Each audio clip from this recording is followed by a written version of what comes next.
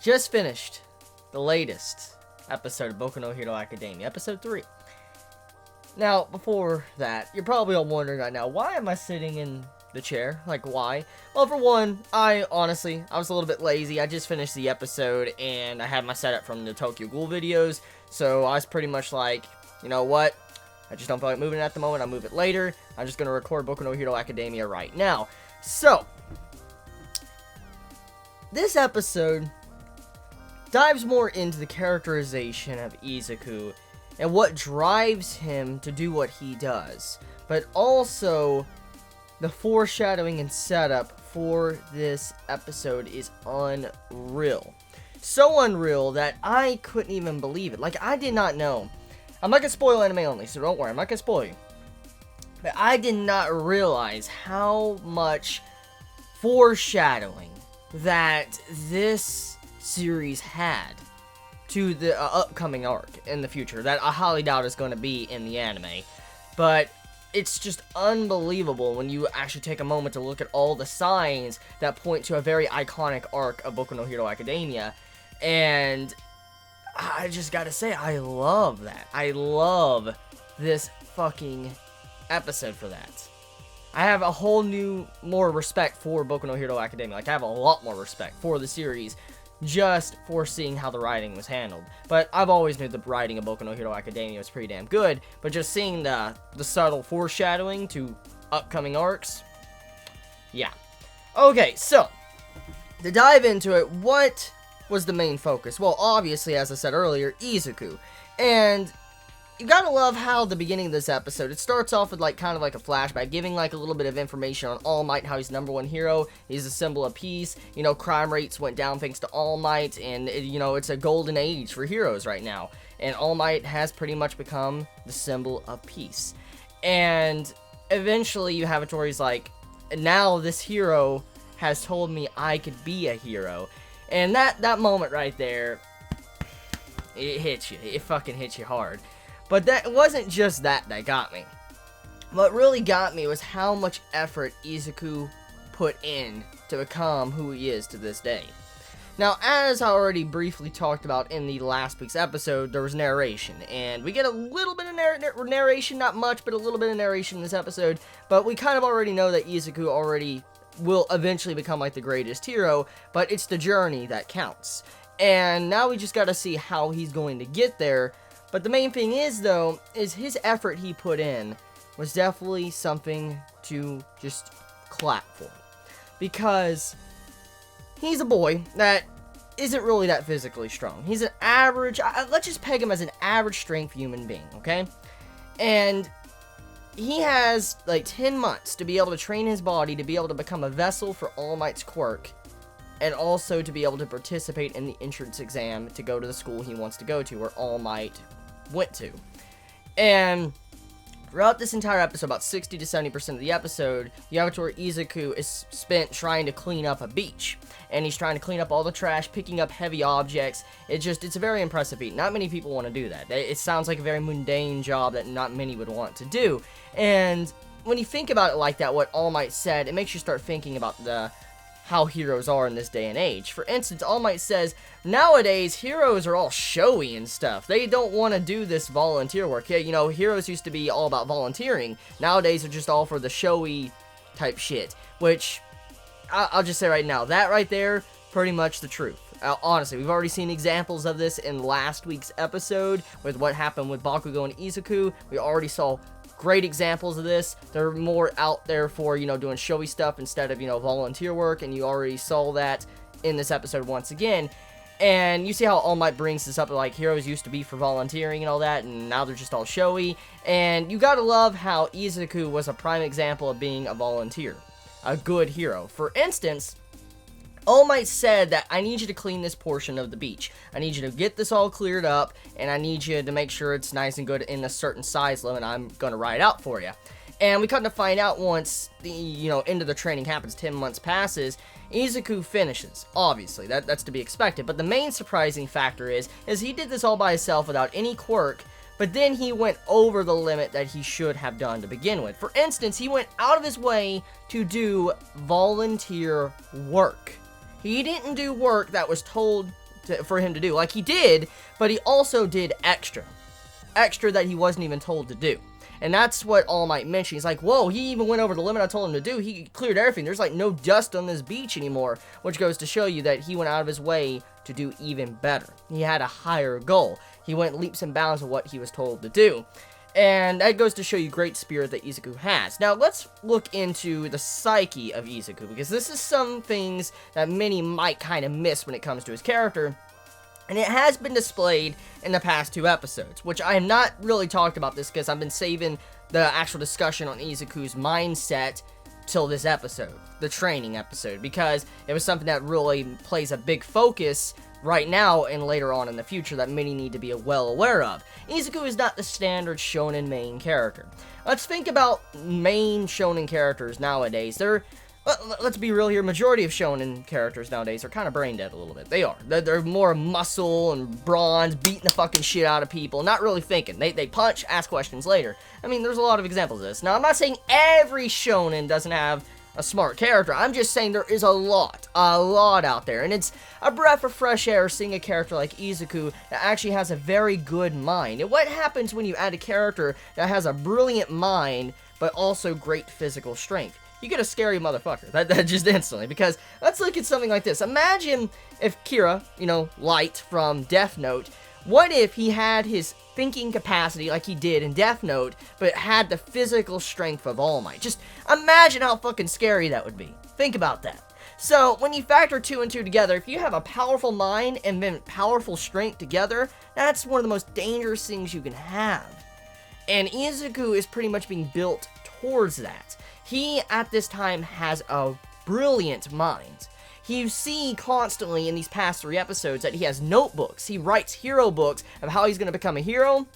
He writes all about heroes, what they're good against, what, they're bad against, about their abilities, their features. He goes so far, he finds out everything. It's like Izuku is a fucking stalker, but he studies a lot. He writes a lot. And that goes to show you he's willing to put a lot of effort into figuring out his opponent. So, in the future, let's say some shit goes down, Izuku is the type of character that will look into his opponent, kind of analyze the person, and figure out what he can do and how he can beat him with tactics and strategy. Something that is very rare and few between when it comes to shonen. Now, World Trigger does use tactics and strategy, which I love, but, it's rare to see other shonen do it. So, this right here, Izuku being a main character that has a great brain, is willing to put all this effort in, like, especially in this episode. I love the way they showcase that, with Izuku having his internal monologues, and he's like, okay, so, if I put all this 2 and 2 together with my schedule right now, going to school, going to sleep, eating, I have like 95 days, take a few days, take or give a few days. He's like, I got 95 days of training all together when it comes to hours, and that's really not that much when you factor in all this, so he's like, I need more time. So he was going over the limit and pushing himself through his training and getting extra hours on that. So let's think about this. Practice makes perfect. So he went out of his way to go even further with his training than All Might even asked for. So once again, more volunteer work, even though it wasn't really necessarily volunteer. He was just volunteering for himself to get better. But you get my point. He went over what he was supposed to do. So we're already seeing a certain character trait when it comes to Izuku. He's willing to go over certain things that he's told to do and go further.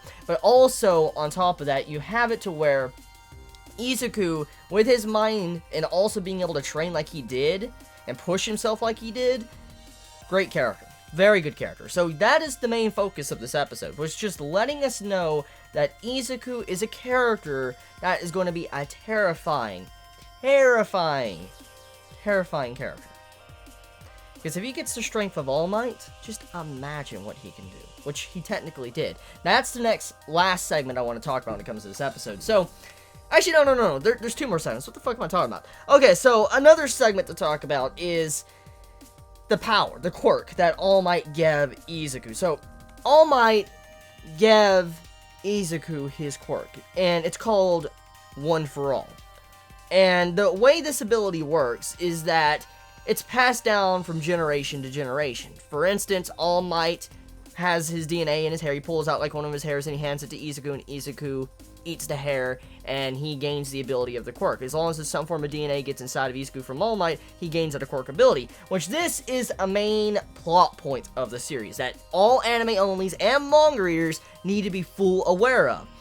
That All Might can actually give people his strength. Now, we weren't actually explained, it wasn't explained in this episode, how it completely works. For instance, we don't know if All Might could give the ability again. We don't know if it has a limiter, how many times he can do it in a day or a month, or could he ever do it again. We have no idea how it completely works. It was not explained, but this is open up for abuse. What happens if a villain finds out about how to get All Might's power, his quirk? All Might is the #1 hero. Think about that. He is the #1 hero, and he is the strongest.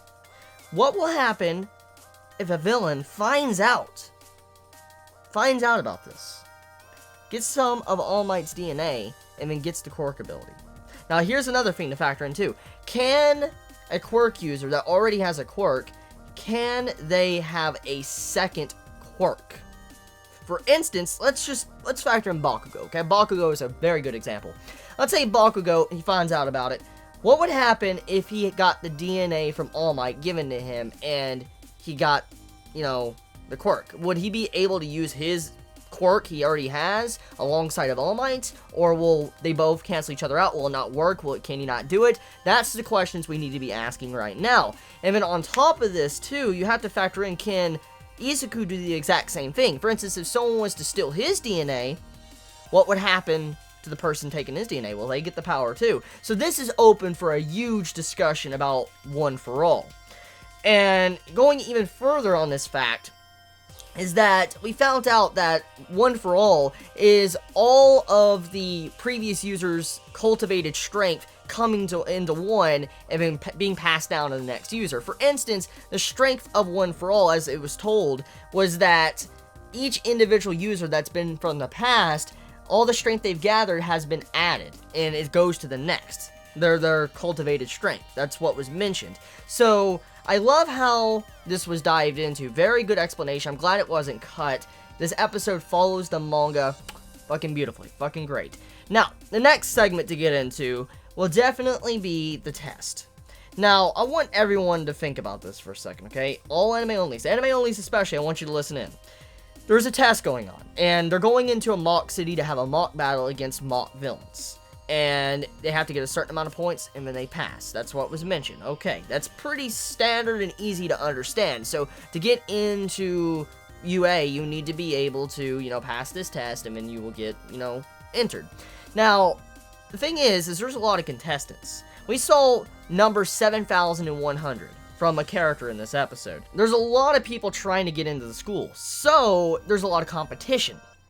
And so those points are probably going to be very hard to get, and you're going to have to fight over them. But you can't hurt the other people. You can't do non-hero things in the middle of this test, or you'll be disqualified. So there's already rules in place. So someone like Bakugo can't go fuck over Izuku because he's getting more points than him. There you go. It's a safeguard to that. Let's look at the scoreboard. There's a creature, or 4 different type of villains, creatures, or whatever they look like.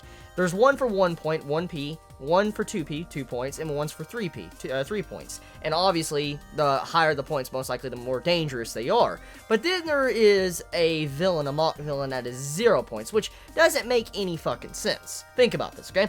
For a test, being in a mock city, a mock battle, mock villains, 0 points. Why? What's the meaning of this? Now, there was someone that did the example of saying this is like a video game. For instance, it's pretty much saying that the 0 points is something of an annoyance. Like, if you're playing a video game, an RPG, and there's this, like, creature, like Dark Souls, okay? Fucking Dark Souls. Let's use that as an example. There's a enemy in the pathway, okay? And it is a fucking hard son of a bitch to kill, okay?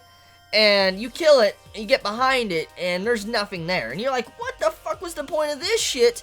That's pretty much what they're trying to say. That was an example given. For instance, that the 0 point mock villain is pointless. It's just there to be an asshole. So, of course, many will decide to just leave it be. Don't even touch it. Just avoid it. Let it do whatever. But then again, let's look at the main point of this test. Mock City, mock villains. Think. Just think. Just think. If that 0-pointer is supposed to be a villain, obviously, heroes should step in. Regardless if it's worth anything or not. So you're telling me that you would let a villain wander around in a city wreaking havoc, but since it's not worth anything, you'll just leave it alone. You get the point here. Since it's not worth nothing, even if it's killing everyone, just leave it alone. Get the logic here. So sometimes you might have to volunteer to do things that you normally or others would not normally do. Have to go out of your way. So overall episode of Boku no Hero Academia, pretty fucking good episode. Followed the manga beautifully. Pacing was a lot faster than the previous 2 episodes, but it was just right pacing because first 2 episodes needed that slow start to kind of introduce the main point of the series. And the way this, episode or series is going, I still believe it's going to end after the main introduction of the villains. So y'all have a wonderful day or night wherever you live. Please be safe. Chibi out.